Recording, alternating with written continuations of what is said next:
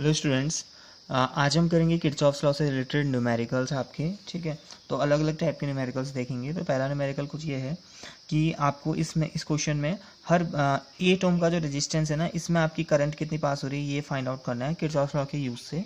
तो ये है आपका सर्किट, इसमें दे रखा है आपका। ठीक है, अब सबसे पहले इसमें काम क्या करना है ना आप लोग को, जब आपके पास ऐसे सर्किट्स आ जाते हैं आप लोगों का, तो सबसे पहले जो काम होता है वो होता है कि जो सेल्स आपको दिख रहे हैं उनसे करंट निकालना। जैसे एक सेल ये दिख रहा है ना, एक सेल ये दिख रहा है, और आपको पता होना चाहिए कि जो सेल होता है ना, अगर मैंने ऐसा बना रखा है इसका मतलब है ये प्लस है और ये माइनस है।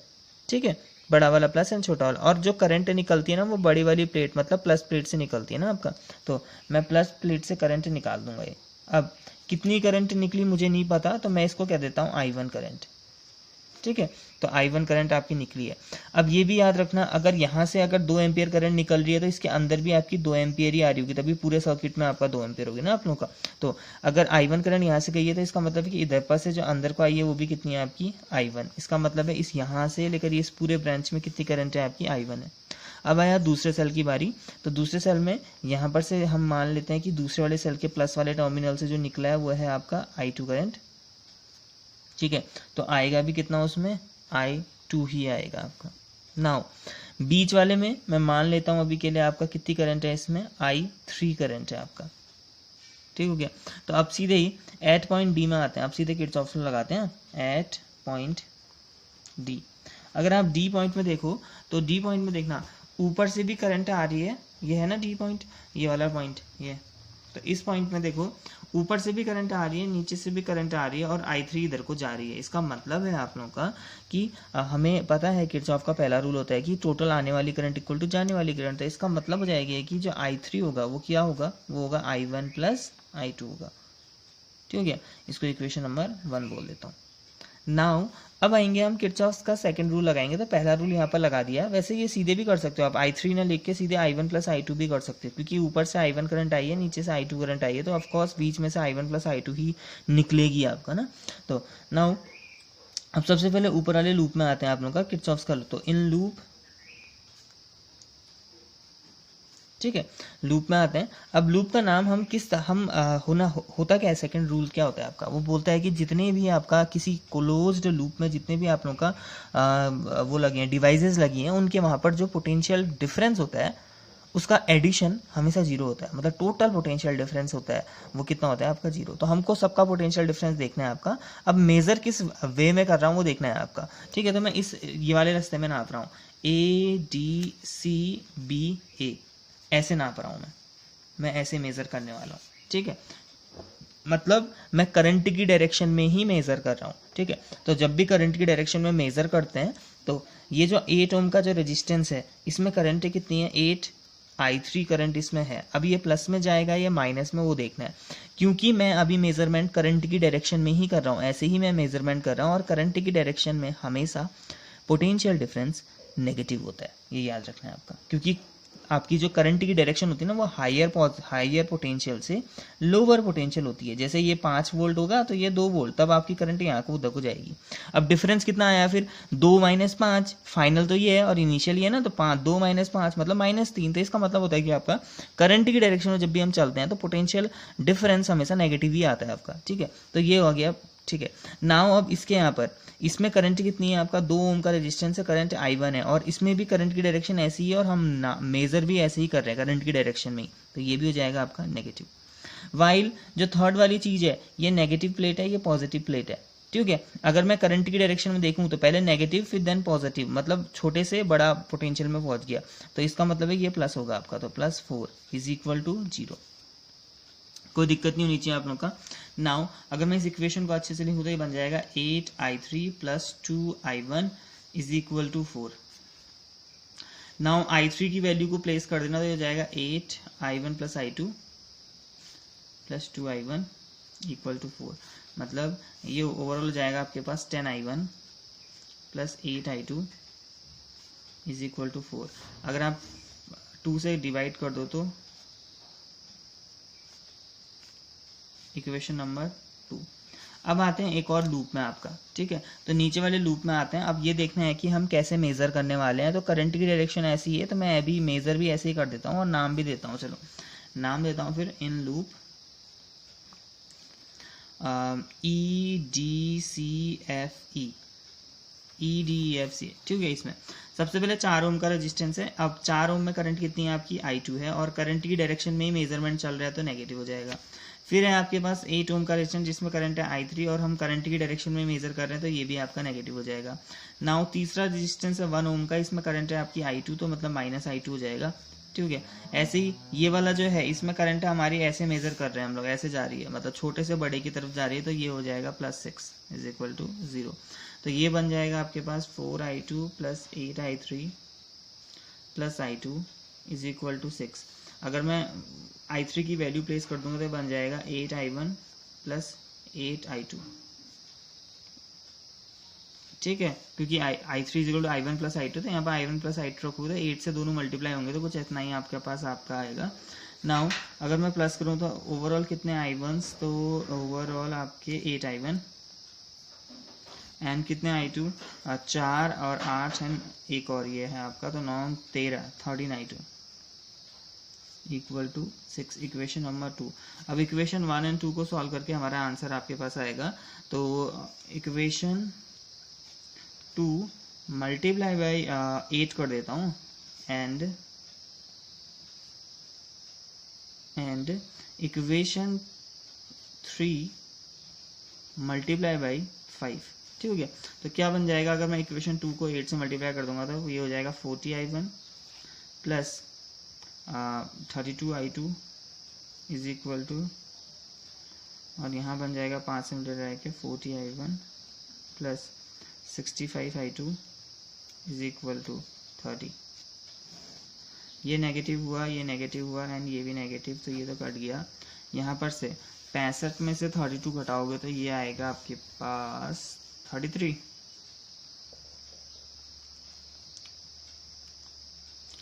= 30 में से अगर 16 घटाएंगे तो आएगा 14, तो इतना कुछ आया, ठीक है। तो अब यहाँ पर से करते हैं फिर हम काम। तो यहाँ से आपके पास माइनस से माइनस कटेगा तो I2 की जो वैल्यू आ गई वो आ गई 14/33। अब नाउ अगर I2 की वैल्यू आ गई है तो किसी भी एक इक्वेशंस में जाके क्या करना, आप लोग I1 निकाल देना, और फिर जब I1 आ जाएगा फिर ऐसे करोगे ना, 5I1 + 4 × 14/33 = 2, इस इक्वेशन में रखा है मैंने, ठीक हो गया। तो यहाँ पर से 5I1 = हो जाएगा आपके पास 2 - 66 - 56/33, तो ये जाएगा 10, मतलब I1 आ जाएगा 2/33, ठीक है। नाउ जब आपके पास इतनी चीज़ें आ जाएंगी तो इसके बाद हम I3 निकालेंगे। तो I3 की वैल्यू कितनी है, I3 है I1 + I2, और इन दोनों को जोड़ दोगे अगर आप I1 और I2 को, तो ये बन जाएगा आपका 16/33। और आपसे जो पूछ रखा था, आप देखते हैं क्या पूछा था हमसे। तो हमसे क्वेश्चन में पूछा था कि what is the current passing through 8 ओम का रेजिस्टेंस। तो 8 ओम के रेजिस्टेंस में करंट I3 है और I3 आपने निकाल दिया है 16/33। तो ये न्यूमेरिकल्स कुछ ऐसे होते हैं और एग्जाम पॉइंट ऑफ व्यू से बहुत इंपॉर्टेंट होते हैं, क्योंकि ये न्यूमेरिकल्स आपके या तो 3 नंबर में आएंगे या फिर 5 नंबर में आते हैं आपका। जब भी 5 नंबर में आएंगे तो कुछ अटैच, मतलब इनके साथ कुछ और भी आ सकता है, मतलब कभी कभी वैसे प्योरली न्यूमेरिकल भी आ जाते हैं आपका। तो अब आते हैं हम सेकंड न्यूमेरिकल में आपका। तो ये जो न्यूमेरिकल इसमें बोल रखा है कि ईच ब्रांच में करंट कितनी है ये फाइंड आउट करना है आपका, ठीक है, हो गया। तो एक ही बैटरी लग रखी है, एक ही सेल लग रखा है आप लोगों का। तो सबसे पहले इस सेल से मैं जो करंट निकली मैं इसको मान लेता हूँ कि I1 करंट इससे निकल रही है या I करंट निकल रही है, चलो ठीक हो गया। सिंपल I करंट निकले तो अंदर भी कितनी करंट आएगी आपकी, I ही आएगी। अब इधर पर मैं मान लेता हूँ कि ऊपर कितनी करंट गई है, ऊपर करंट जो गई है वो है I1, ठीक है। तो ऊपर करंट I1 गई है, नीचे कितनी गई होगी फिर, ऑफ कोर्स मुझे अब सोच के बताओ। यहाँ से जैसे 10 एम्पियर करंट आ रही है, उधर को 2 चली गई, तो नीचे कितनी जाएगी, घटा के निकालोगे ना। वैसे यहाँ से I आ रही है, ऊपर I1 चली गई, तो नीचे गई होगी of course I - I1। Now इस पॉइंट की बारी है, ठीक है। तो ऊपर को गई है आपकी I1, तो मैं मान लेता हूं कि ये जो बीच में जो करंट गई है दैट इज आपकी I2 गई है, ठीक है।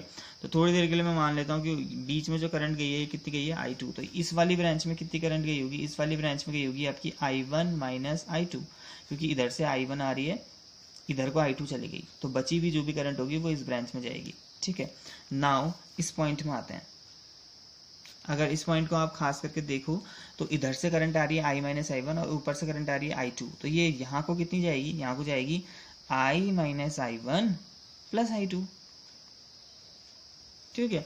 और ऐसा नहीं होता है कि आप हमेशा ऐसा ही मानो, आप लोगों का कुछ भी आप नीचे को भी I1 मान सकते थे, या यहाँ पर I1 आ रही है तो ऊपर I2 जा रही है, नीचे I1 माइनस I2, ऐसा भी ले सकते हो आप लोग का, उसमें कोई वो नहीं होता है आप लोग का कि एक पर्टिकुलर वे में करना है, ऐसा नहीं होता है आप लोग का, ये सब अपनी तरफ से मानना पड़ता है आपका, ठीक हो गया। एक ही सही होना चाहिए, ये मैटर करता है आपका।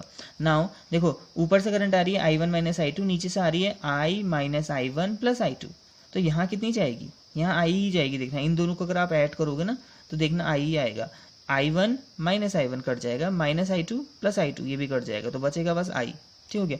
तो हमारा एकदम रिप्रेजेंटेशन एकदम सही है आप लोगों का। अब बस लूप्स में आना है एंड पोटेंशियल डिफरेंस मेजर करना है।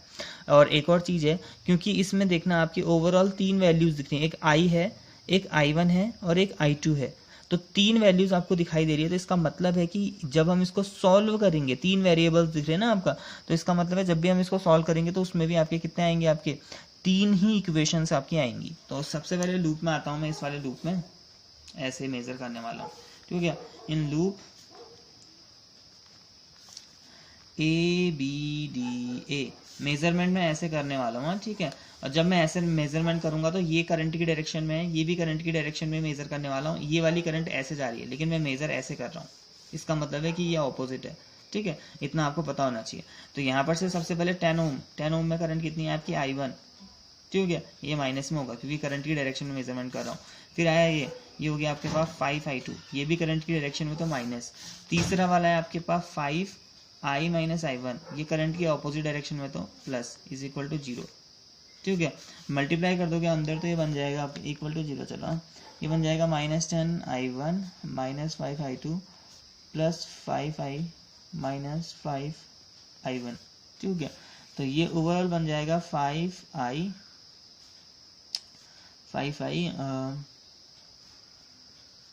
Minus 15I1 minus 5I2 is equal to 0, या फिर I minus 3I1 minus I2 is equal to 0। यहाँ से I की वैल्यू आ गई, I आ गया आपके पास 3I1 प्लस I2 हो जाएगा। तो जब इतनी करंट आपके पास आ गई तो इसको इक्वेशन नंबर में 1 मान लेता हूँ कि I की वैल्यू मेरे पास आ गई है। अब मैं आता हूँ अपने सेकेंड लूप में, तो इन लूप इसके बगल वाले लूप में देख लेते हैं। तो ऐसे नापता हूँ BDCB, इस डायरेक्शन में नापने वाला हूँ। इसका मतलब होगा जब मैं इस डायरेक्शन में नापूंगा तो ये माइनस रहेगा क्योंकि करंट की डायरेक्शन ही है, ये भी माइनस रहेगा क्योंकि करंट की डायरेक्शन ही है, ये वाला प्लस होगा, ठीक हो गया। तो आप करते हैं सीधे, तो माइनस 5I2 माइनस 5 ब्रैकेट के अंदर I minus I1 plus I2, ठीक हो गया, plus 5I1 minus I2 is equal to आपका 0, ठीक हो गया। तो ये बन जाएगा आपके पास माइनस 5I2 माइनस 5I, ठीक है, minus minus plus 5I1 minus 5I2 plus 5I1 minus 5I2, इतना कुछ आपके पास आया। तो अब देख लेते हैं कि टोटल कितने I है आपका। तो टोटल आपके I जो है वो है 5I नेगेटिव में। देन आया I1 की बारी, तो I1 है 5 और एक 5, तो 10I1। नेक्स्ट है आपके पास I2 की वैल्यूज़, तो I2 है आपका एक ये है, एक ये है, एक ये है, तो माइनस 15 आपके पास I2 है इज इक्वल टू 0, ठीक है। 5 से काट दोगे दोबारा से तो ये बन जाएगा आपके पास minus I plus 2I1 minus 3I2 is equal to 0। अब क्या करना ना आप लोग, ये जो I आपने पहले निकाला था ना, इसकी वैल्यू को यहाँ प्लेस कर देना आपका, तो कुछ आ जाएगी इक्वेशन, ठीक हो गया। तो यहाँ पर से लिखते हैं हम फ्रॉम इक्वेशन 1, तो ये बन जाएगा माइनस ब्रैकेट के अंदर 3I1 plus I2 plus 2I1 minus 3I2 is equal to 0। Now minus 3I1 minus I2 plus 2I1 minus 3I2 is equal to 0। कितने I1 हो गए फिर अब आपका, ये माइनस I1 हो चुका है, एंड I2 कितने हो गए, माइनस 6I2 हो गया इक्वल टू 0। या फिर इक्वेशन जो बनी वो ये बनेगी I1 plus 6I2 is equal to 0, equation number 2। तो दो लूप हो गए। अब आया फाइनल वाला लूप, तो फाइनल लूप में मैं ऐसे लेता हूँ ये, ठीक है, ये वाला लूप, मतलब ए डी सी, इसका नाम देता हूँ ई ए। तो इस लूप में आ जाते हैं, इन लूप, ठीक हो गया। अब इस लूप में देखो करंट की डायरेक्शन ऐसे ही है और मैं मेजरमेंट भी ऐसे ही कर रहा हूँ, ठीक हो गया। तो करंट की डायरेक्शन तो ये हो जाएगा -5 I माइनस I1, फिर -5 I minus I1 plus I2, then -10 I equal to 10 या +10 इज इक्वल टू 0, ऐसा कुछ, ठीक हो जाएगा इस वाले लूप में ऐसे। अब इसको भी सॉल्व करना आप लोग का, एंड आई की वैल्यू प्लेस कर देना। तो जब आई की वैल्यू प्लेस कर दोगे तो इक्वेशन इसी टाइप की आएगी आपका, ठीक है क्या, इसी टाइप की आपकी एक इक्वेशन आएगी, सॉल्व करोगे आपका आंसर आ जाएगा। मतलब मेन काम इसके नीचे का पूरा मैथमेटिकल वर्क होता है आप लोगों का। तो मैथमेटिकल वर्क तो आपको खुद ही करना पड़ेगा आपका, तो आपको बस इक्वेशंस निकालनी आनी चाहिए। तो ये आपका ये सही होना चाहिए आप लोगों का। इसके बाद आप बस इसको ओपन करो, एक इक्वेशन आपकी पक्का आएगी यहाँ से, जिसमें आई भी होगा, I1 भी होगा और I2 भी होगा आपका। उसके बाद क्या करोगे आप, आई की वैल्यू प्लेस कर देना, ठीक हो गया। फिर नई इक्वेशन जो आएगी आपका, जैसे हमने यहाँ किया था ना, ये जैसे इक्वेशन आई, फिर इक्वेशन 1 से हमने आई की वैल्यू रखी है यहाँ पर, और फिर जो नई इक्वेशन आएगी है उसमें I1 और I2 है, वैसा ही काम इसमें भी करोगे। और जब नई इक्वेशन आ जाएगी I1 और I2 में, तो इक्वेशन 2 और वाली इक्वेशन से सॉल्व करके I1 I2 की वैल्यू निकालना, एंड देन आई भी निकाल देना, पता चल जाएगा आपको ईच ब्रांच में कितनी करंट है, ठीक है। वैसे ईच ब्रांच में फिर लिखना पड़ता है हमको, जैसे लिखोगे आप लोग कि ए बी ब्रांच में करंट कितनी है, वो बराबर हो जाएगा I1 जो भी आया है, फिर ए डी ब्रांच में I माइनस I1 निकाल लेना, ऐसे ही हर ब्रांच में आप निकाल लेना, ठीक हो गया। तो ये था सेकंड न्यूमेरिकल। अब आते हैं आज के थर्ड न्यूमेरिकल में, आपका थर्ड टाइप आपका। तो थर्ड टाइप कुछ ये है आपका कि इसमें पूछा है आपका सर्किट डायग्राम दे रखा है और बोला है कि ये जो 5 ओम का रेजिस्टेंस है ना, इसमें करंट कितनी है ये फाइंड आउट करो। तो वही रिप्रेजेंटेशन वैसे ही चलेगा। तो मैं सबसे पहले इधर से जो करंट चलेगी मैं मानता हूँ I1, ठीक हो गया। अगर करंट इतनी निकली है तो अंदर को भी कितनी आई होगी, I1। नाउ ये यहाँ से करंट निकली है मान लो I2, और तो अंदर भी आई होगी आपका I2। नाउ इस पॉइंट पे अगर मैं इस पॉइंट की बात करूं, तो मैं मान लेता हूं कि ऊपर को जो करंट गई है वो गई है I2, तो नीचे को कितनी गई होगी, नीचे को गई होगी I1 माइनस I, अच्छा I2 तो ले लिया ना, ठीक है, I3 है ये, I1 माइनस I3। नाउ इस पॉइंट की बारी आई। अगर मैं इस पॉइंट में देखूं तो ऊपर से करंट आ रही है I3 और इधर से करंट आ रही है I2, तो नीचे इस ब्रांच में कितनी गई होगी, इस ब्रांच में गई होगी I2 प्लस I3, और आपको यही निकालना है 5 ओम का करंट, ठीक है। अब मैं इस पॉइंट में देखूं तो ऊपर से करंट आ रही थी I2 प्लस I3, इस साइड को चली गई I2, तो इस साइड को कितनी गई होगी, I3 गई होगी। अब नाउ इस पॉइंट की बारी, ऊपर से आ रही है I माइनस I3 और नीचे से आ रही है I3, तो जब ये दोनों जुड़ेंगे तो कितना बनेगा I1, और इस ब्रांच में I1 ही है। तो एकदम रिप्रेजेंटेशन एकदम सही है, डायरेक्शन से एकदम ठीक है, ठीक हो गया। अब बस हमको क्या करना है, लूप्स में आना है, इक्वेशंस निकालनी है। और ये याद रखना कि यहाँ पर भी 3 इक्वेशंस आपकी आने वाली हैं, क्योंकि एक I1 है, एक I2 है यहाँ पर, और एक I3 है आपका। तो 3 इक्वेशन जैसे पिछले उसमें काम किया था वैसे ही करोगे आप लोग का, ठीक हो गया।